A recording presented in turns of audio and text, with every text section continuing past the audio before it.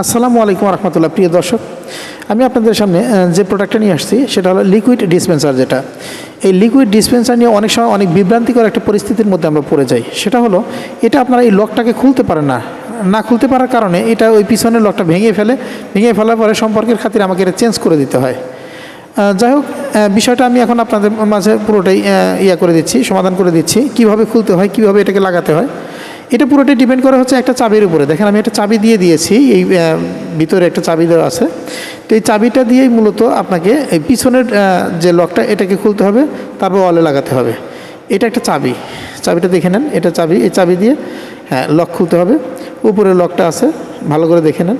ওই লকটা দিয়ে পুরো ঢাকনাটাকে খুলতে হবে আপনার, পুরো ঢাকনাটা। এই লক এই পুরো ঢাকনাটা খোলার পরে তারপরে পিছনেটা অটোমেটিক্যালি খুলে যাবে। দেখেছেন খুলেছে। তো এটাকে আপনারা এখন ওয়ালে লাগান, এটাকে ওয়ালে লাগাবেন।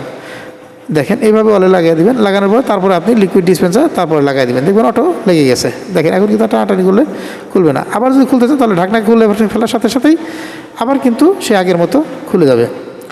কিন্তু এটাকে নিয়ে টানাটানি করার কোনো প্রয়োজন নেই। এটা পুরোটাই ডিপেন্ড করবে হচ্ছে আপনার ওই চাবির উপরে। চাবি দিয়ে খুলতে হবে লকটাকে। যদি খুলতে চান, আবার যখন লিকুইড ভরবেন তখন ওই চাবি দিয়ে খুলে লিকুইড ভরতে হবে। একদম ইজি। কিন্তু এটা অনেকেই খোলার জন্য খুব চেষ্টা করে, কিন্তু তা হয় না। পরে আমি একটা বিভ্রান্তিকর অবস্থা পড়ে যাই।